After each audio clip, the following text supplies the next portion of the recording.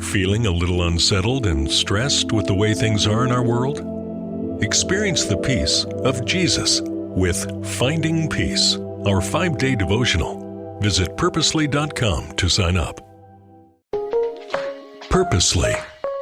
Your life, God's purpose. Listen at purposely.com.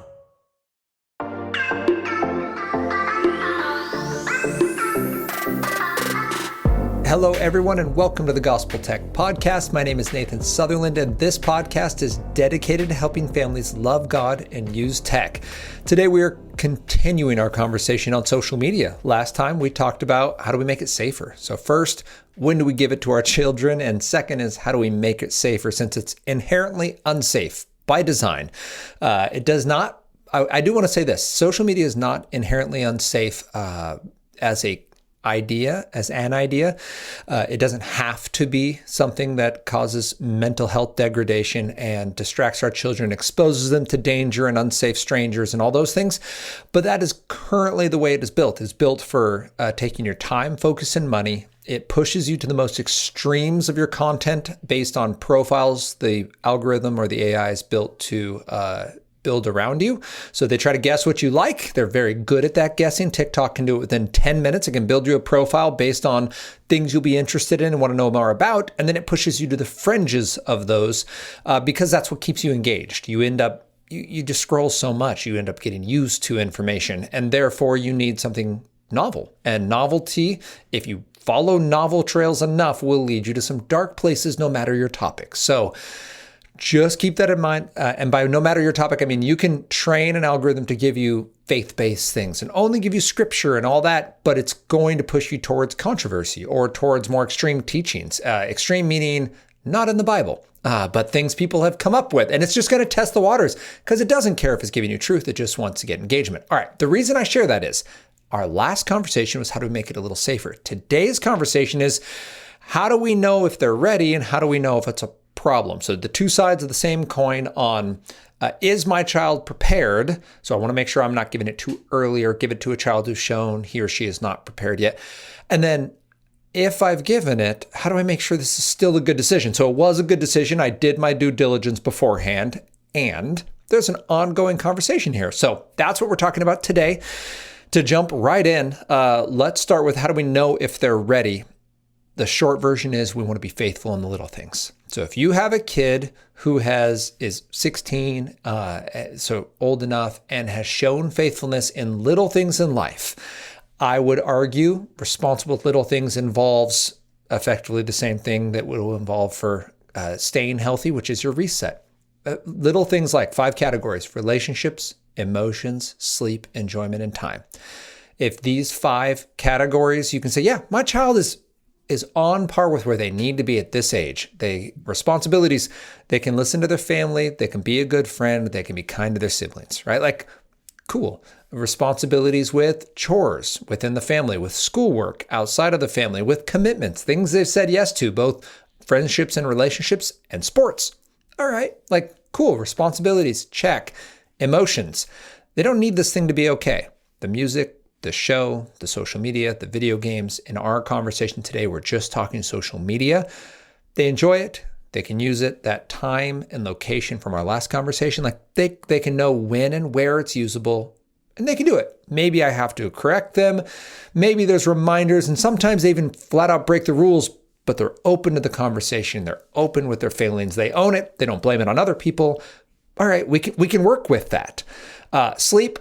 It's not in their bedroom, they're not sneaking it, and it's not keeping them up at night. It's not ruining their ability to get the important rest they need for survival and learning.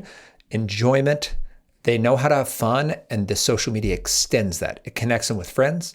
It allows them to research new ideas and to learn. They watch videos on how to, tie flies for their fishing adventures, or how to crochet that new thing, or how to take that jump on their bike, or how to fix their airsoft rifle. Like, it helps them be better at what they're enjoying in real life. So it's great. It's an enhancement to that. And then time. It either makes them better at managing their time or it's not a hindrance to them.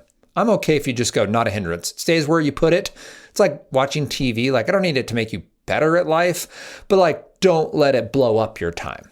And so that's with that, if you're responsible in those 5 areas, we got something good going. I would even just settle with, though, when we look at Galatians 5:22, we are given a list of fruits of the Spirit that includes love and joy and peace, patience, kindness, goodness, gentleness, faithfulness, and self-control. You could grab any 1 or 3 of those. I like love, joy, and self-control. If this technology allows me to be good at choosing the good for the other person, right? Choosing the highest good for the other person, that's loving someone else.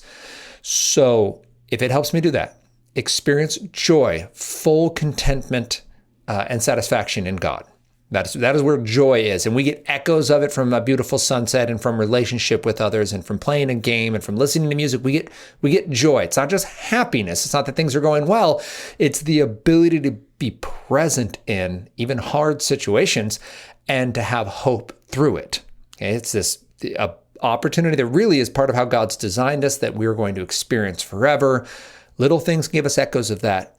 But if we depend on those for our joy, you will start to find that our joy diminishes and our need for more intensity or more longevity of this experience or more frequency of this experience has to increase. I need to play sports more often. I need to exercise more often. I need to play games for longer. I need a higher intensity or a longer duration or a higher frequency. But joy in the Lord, well, we're content. I'm satisfied with every situation I'm in. I'm not happy about it all the time, but I can have joy. All right. The reason I say that, and I know people will contend with me on that on a theological point that was not intended to be a deep theological point between happiness and joy. The point is, if I can have love and joy, and this engagement with social media increases these 2 things, and I can see, not increases these things. If I have these in life before I go in, and self-control being both the ability to inhibit my own behavior, but I would actually say self-control is part of being able to take feedback. We're told that the fool despises discipline and that the wise person learns from instruction throughout Proverbs and some of Psalms. That's what I'm talking about. In this case, when we are talking technology, if your child has the ability to receive and to express love, wise choices on behalf of someone else, be that eye contact and listening, it's a way to show love. Be that taking turns, it's a way to show love. Being saying I'm sorry and taking steps to make it right, like Mr. Rogers told you to, that's a way to show someone love because you're valuing them and you're putting their needs and their good above your own. Okay? So that's love. And then joy, the ability to be content and to abide, to not need these outside sources to be all right. And then self-control. Can you learn from mistakes? Can you learn from instruction? Can you inhibit your behaviors? Can you choose a need over just a want? If you're seeing this, so that would be, if reset is on one side, look at a reset, relationships, emotion, sleep, enjoyment, time, use that as your litmus. Or if you want something simpler, use Galatians 5:22 and pick 1 or 3. I use love, joy, and self-control. And those, by the way, are your talking points. This isn't like secret Wizard of Oz, lever pulling in the background. I'm saying your 14-year-old has asked for social media. You can go to them and be like, hey, love that idea. I would love to give you all the tech that is good for you. I want you to have awesome things. It brings me great joy, and I love watching you flourish. And the Lord instructs us in Luke 16 that if you ask for an egg, I'm not supposed to give you a scorpion. If you ask for a good gift, I'm not supposed to give you something that hurts you because I don't hate you. I've seen that in real life, you struggle with maybe love, maybe joy, maybe self-control. The reason this might sound harsh, as a parent, I'm not saying go after your kid for every little mistake. I'm saying if there are real concerns, if you're dealing with a prodigal, if you're dealing with a child who struggles with wise choices, don't put him or her on the internet. I had a young man who told me that his parents were super mean because they'd never give him a smartphone. And they just want him to live in the dark age, and he doesn't get to hang out with any of his friends, and his whole life is terrible. Well, his parents happened to be at this talk. So I went and asked them, and it turns out they had given him a smartphone the previous year, and he committed a felony with it. Now, this is a young man who is not repentant, who is lying to himself about reality and what's actually occurring, and is building a story on why he's a victim and his parents are mean. Do not give this kid unfettered internet. And actually in this conversation, his mom's like, no, honey, remember, we said you could get back on these apps as long as you use them on our device. You have to show us that you can be healthy. And his actual response in real time was, I would rather not have it. And she's like, right. That's where we are right now. You are choosing not to have this because we're choosing the boundaries with which you can use this safely. Now, will that young man be 18 one day? Lord willing, he'll make it there. Could he then choose to just go do it on his own? Yeah, he could. And based on the United States rules and the way God has established this young man in a family, that's his purview at that point. It's between him and God, and he can be as self-destructive as he chooses, but his parents won't be party to it. And that's what we're talking about. We're not just policing well, I didn't really like the way, you crossed the street that day. I think we're going to withhold your phone for another year. We're saying you repeatedly aren't learning from mistakes. You're not owning responsibility. You're not showing emotional maturity and relational maturity. And we believe that taken to a digital space, you will hurt yourself or someone else.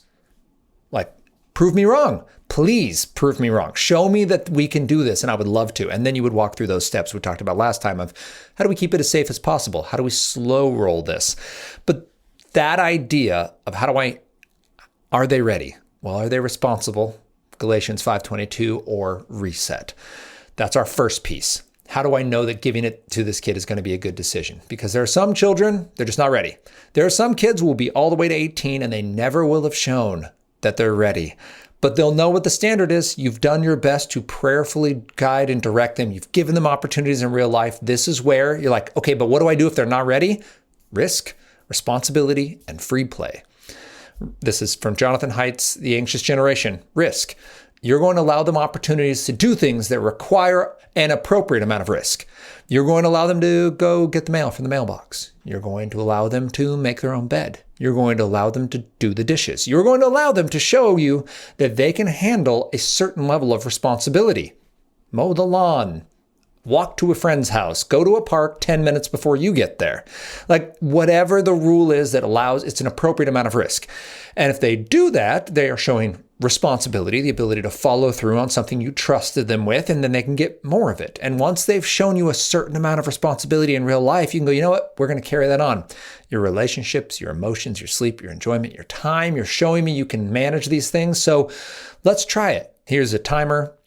You can use this much of this technology. So before we ever got to social media, we have not gotten there yet. Our family, I like Mac products, not everyone's cup of tea, but one of the things I really like is they're very easy to lock down. If you go to settings and screen time, you can select content restrictions, and then you can select cannot be changed. You add a password, and this device now is locked down. I have it set to where it only accesses one website while it does that. And it's not Google. The one website you can access is Khan Academy. And sometimes I'll open another one. We'll use something for streaming a show. So I can lock in, say, Amazon Prime, but to only G-rated content. So you can watch your Amazon Video, you can watch your Netflix, or you can watch whatever it is to your one profile that's unlocked. Or you can use whatever you have on there. So we've downloaded a couple programs they can use for math. Is what we mentioned there, or the Bricklink Studio, so they can do the CAD with Legos, or they can use the programs that we have just downloaded on the computer itself. That's a level of responsibility. Can you keep your timeline? Can you ask appropriately? If I say no because I'm using the computer, can you handle that? These are all little baby steps before you ever get social media. So that's the front end. How do I know if my kid is ready? If this is an appropriate time to give it to him? Look for responsibility in the little things of real life. And if it's not there, use those words to tell them, I would love to give you this good gift. I have not seen this. Love, joy, self-control, or reset. Then I've given it to them. They were ready. They're age appropriate. This is going to be a good gift. We did the work beforehand. We've now handed this to my child. How do I know if it's a problem or not? Yes, accountability is important. So things like Bark, Covenant Eyes, Custodio, these programs that allow you to know what's going on online so that you can help your child make good decisions or recover from bad ones. Using Google's Family Link and Android products is going to be powerful, and using things like Screen Time and a Mac product is going to be powerful. Those allow you to set time of day that this can be used, allow parameters around what apps can be downloaded. They're limited in this, but it is an important starting step. So you've done these pieces. You now have rolled it out to your child and said, is it a good decision? That's where reset comes back in. You look at relationships, emotions, sleep, enjoyment, and time and say, does my child improve in these areas, or are they impeded in these areas? Do their relationships get better or worse? I told myself I was giving this to my child so he or she could hang out with their friends in digital spaces. Is that happening? Are these actual friends? We'll talk about this in another episode, but a friend is a thing. Like, they need to be of equal value, a priority, and have real world connectivity. So is that improving? Or do they have more drama, more fights, more isolation because they became convenient and therefore they became disposable? Like, let's think through, is this actually doing what we said when we talk about a reset for our technology? When we ask the question, all right, are they ready? But is this good? Like, how, is this working out? How do I know if social media is a problem? It'll show up in relationships. It'll show up in their emotions. They're going to have high highs and low lows tied to this. They're going to have the most drama on the planet from social media. This is a number one reason to skip social media until well into the late teen years, because the amount of drama you can avoid by just not having it. The schools that are going phone free, bell to bell, so your child cannot be on a phone during school hours, 7 to 3. Are seeing a drop in drama. Now, they're still getting kids that go to the principal's office. They're still seeing stuff happen, but the stuff is happening outside of school on the internet, not during school hours. And the drama isn't happening during passing period when a girl, gets a text from a friend that someone's saying mean things about her on this app or that thread. And now she's crying in a 4 or 5 minute passing period by the time she shows up for the next class, completely unable to give her best effort now because, true or not, someone said something to a large group of people that isn't getting said in that way or to that scale when it's being said in person. Like, passing a note is mean, but it takes a certain amount of physics to get it very far. You can send a tweet a lot faster, or an X, I guess is what we're supposed to call those now. I refuse. Or a text, or whatever it is, a snap. So keeping this in mind, when we think about, we did the work beforehand, our child was ready, this tech was good, we're excited for it, we're giving good gifts, now we have to make sure it still stays good. Relationships, emotions, their sleep, their enjoyment, and their time. Enjoyment would be, is this inhibiting or taking away from the growth of other enjoyment? Is it becoming the only thing they enjoy and everything else is wilting? Or time, is it receiving an inappropriate or an unbalanced amount of time based on what we value and what we said we were going to spend our time and focus on? So in light of that, we now know if they were ready and we know if it's a problem. And finally, we simply just look for the fruit. Is this going well? What is coming out of it when it comes to the love, joy, peace, patience side, or the lust and anger and dissension and jealousy and fits of rage, all that stuff? I guess anger and rage were the same, but that we're just looking at the fruit. Look at the fruit. And if it's bad fruit, we want to know, is that because of circumstances? Is there something going on in your life that's driving you to an unhealthy behavior? So in my life, it was an unwillingness and then an inability I had never practiced it, and therefore it became something I couldn't fix, was an inability to address my emotions in healthy ways. Both my positive emotions and my negative ones were all being filtered through video games. So video games were problematic, and the only way to practice it was to get rid of video games. I couldn't just be like, well, I'll just be less angry the next time or be less anxious. Like, no, in order to be less anxious, I have to get away from the thing that stops me from practicing how to mitigate my anxiety and take it to the Lord. I've been taking it to the feet of video games. So sometimes you got to cut it off and gouge it out. Sometimes you just need to change it. Be like, hey, this game makes you anxious. This app makes you anxious. This activity on social media makes you anxious. We're going to not use that platform. We're going to use this platform. You can use WhatsApp. You can't use TikTok. Both technically social media, but very different experiences, because TikTok has a feed and an algorithmic profile that feeds you information it wants to engage you. And WhatsApp, by and large, allows you to choose who you engage and how. Different experiences that are going to raise different levels of anxiety. TikTok is going to be less healthy, by and large, for any number of users. But it doesn't mean you can't get in trouble on WhatsApp. Just means it's a different user experience. It's more tool tech focused than drool tech. I do want to bring up just real quick that when we're talking Luke 16, one who's faithful in very little is also faithful in much, and one who's dishonest in very little is dishonest with much. We want to keep that as our parental mentor pastoral minds as we're thinking about talking about technology with young people. We want to keep that as our focus, because what Jesus is talking about here, if we go back just in front of that, he's talking about a guy with no scruples who's going to get fired from his job. And he looks around and goes, wow, what do? I got to make a bunch of friends quick. So he takes the wealth of his current business employer and basically cheats. He cheats, and he starts writing down people's debts when he wasn't told. And all these people are like, oh man, you saved me so much money. You're an amazing person. So then he goes, oh, hey, I got laid off. And they go, oh, that's fine. We got a spot for you. And Jesus then goes, all right, this guy was dishonest, but he knew how to win the hearts of others by valuing what they value and by using his earthly wealth and skills to make himself welcome amongst them. And then he goes on to, so if you can't be trusted to do well with your earthly things, who's going to trust you with kingdom work? So it's not about being a shady business practitioner. I mean, it is about that, but that's not telling us to do that. Instead, he says, you've been given time, money, relationships. Are you using them well? Like, not well for your own benefit, but well for kingdom work, the things you've been called to do: love God, love your neighbor, and help other people do that. These are the three things you've been called to do as a follower of Jesus, because love God and love others as yourself love God with all you are, your heart, your soul, your mind, your strength, and love your neighbor as yourself. Jesus says that's the entire Old Testament. All the law and the prophets, those two. You got 10 commandments, they're in there. You got prophets saying there'll be a Messiah that's going to make you new, they're in there. They got a prophet who says that the kingdom of God is going to come and its will is going to be done on earth as it is in heaven, it's in there. Love God with all you are. Love your neighbor as yourself. And then the third is Matthew 28. Help other people do the same. Make disciples. So how are we using our time, our money, and our relationships on those three then? That when we're faithful with little things, we need to be faithful with our time. How are we spending it? We've been bought with a price. Our lives are no longer our own.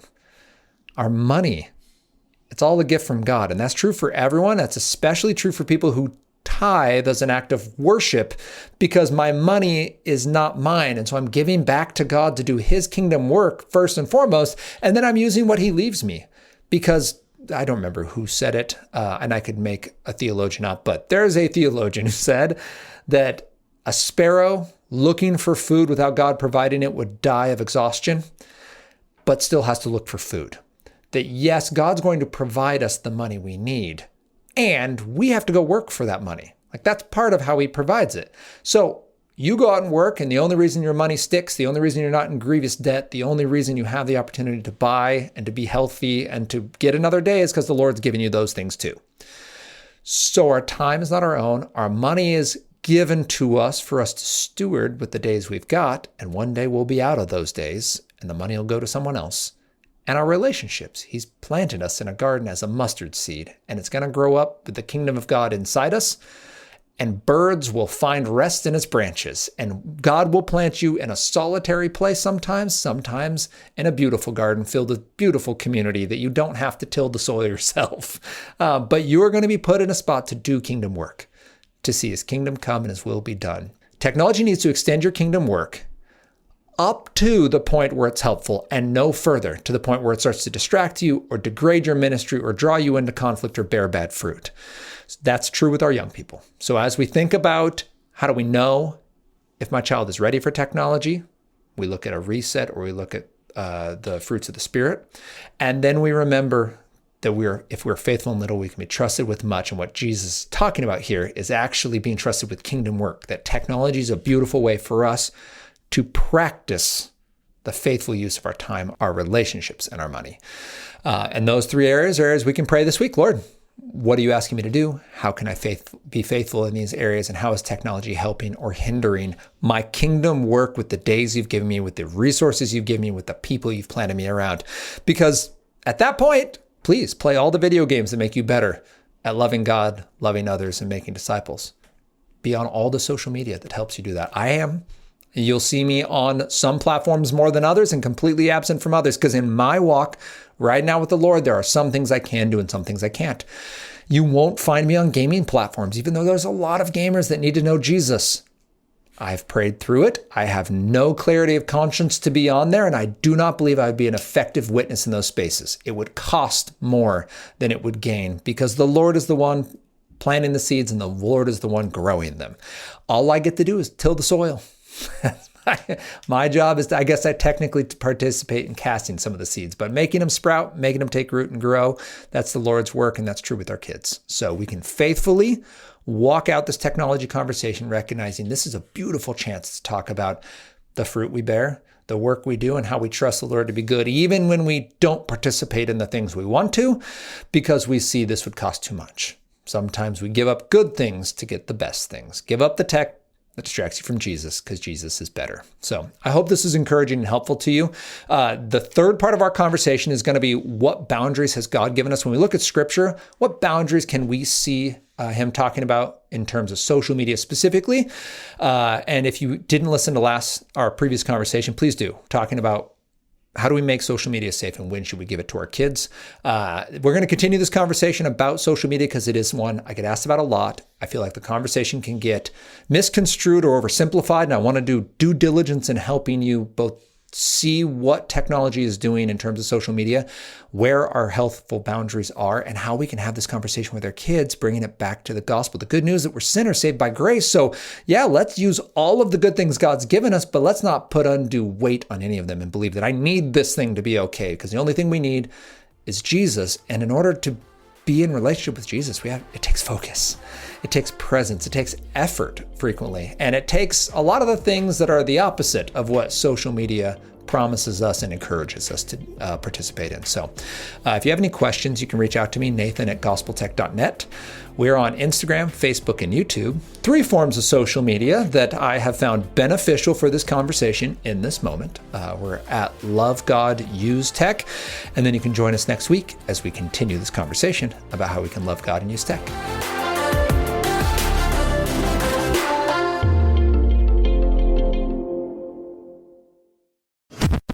Thanks for listening. We just wanted to take a minute to let you know that just like you and your family, Purposely is also part of a family, the Christa Family of Ministries. Christa helps kids and teens learn and grow in their faith at King Schools and Miracle Ranch Camp. And Christa shares Jesus with people in the poorest, most remote places through World Concern. Christa Senior Living is a community of love and care, and Christa Media is a place of hope on the radio. God is changing lives through these 5 ministries, and Christa is on mission to share the good news of Jesus. To learn more, visit Christa.org.